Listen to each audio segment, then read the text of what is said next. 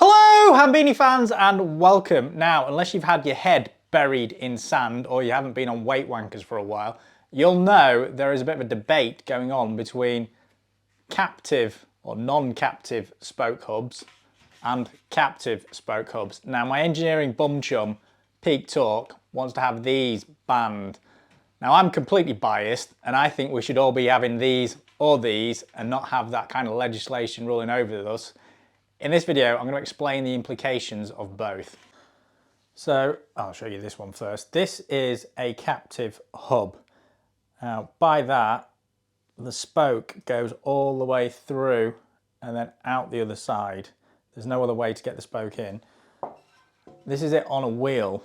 Now the spoke, I'll pick this one up here, goes through the hub round to the end, and then it screws into this nipple over here, and by tightening that you'll generate tension in here. Now this is a non-captive hub, so the spoke can go in, but if I lose a little bit of tension off there, it can lift out. Okay, that's because there is no cover on this side, so there's nothing to stop it. Now this side of this wheel is radially laced. Okay, so that means that we've got basically a straight line from the center of the wheel all the way out to the periphery. On this side of the wheel, it's cross-laced. I know the brake disc is in the way, but the hub, or the spoke, sorry, does not intersect with the center line of the wheel. It's slightly offset. Now, in section, the spoke looks like this, the end nearest the hub. Straight pull, and the spoke looks like that, and the corresponding housing looks something like this.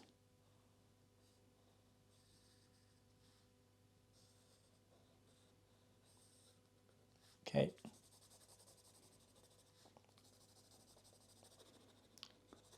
So the spoke could actually move backwards, but it can't move forwards because this flange, or this surface, is like in the way.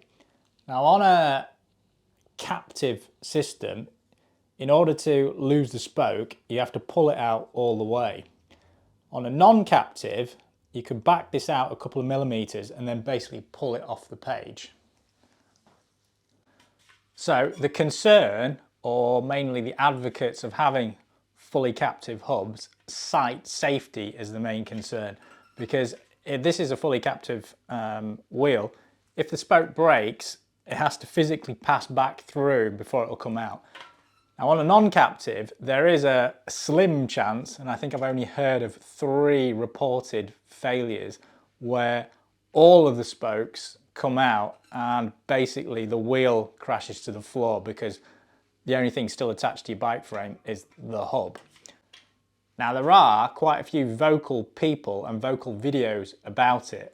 I'm certainly not in that camp. I'm firmly of the belief that non-captive should be an option that people can choose to buy. The big issue, and people don't really consider this, is to do with modern aerodynamics. This spoke width is limited by the spoke hole if you have a fully captive spoke hub. Now this one isn't fully captive, so all I have to do is, if I want to fit a 10mm wide spoke, I can just undo the nipple, let some tension off, and then this will just pull out. I can put the new spoke in and then wind it back up. Now on this fully captive hub, if I want to fit an aero spoke, I'm limited by the size of that hole. So if it's 14 gauge or whatever it is, I measure it in millimeters, let's say a 3 or 4mm hole, that is the maximum width of spoke that you can get through there, and that limits your aero quite dramatically.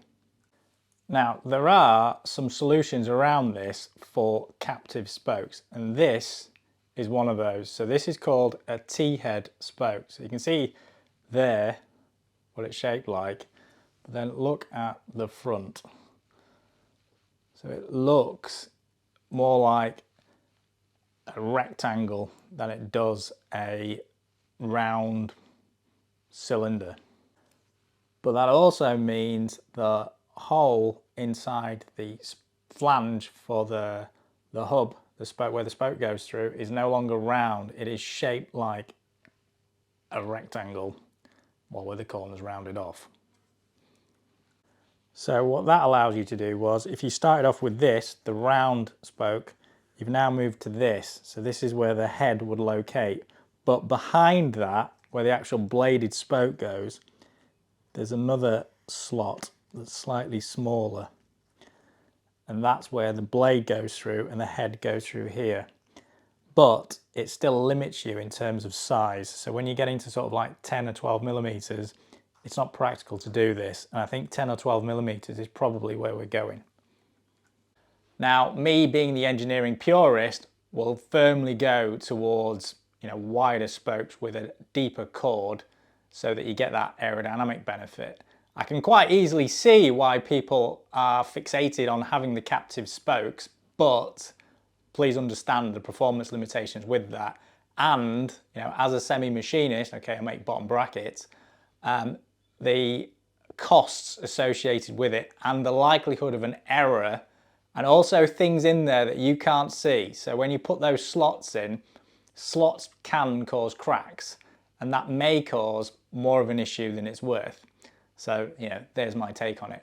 Right, if you did enjoy this video, remember to smash that like button. If you didn't, go screw yourself. And as always, keep banging your hairdresser.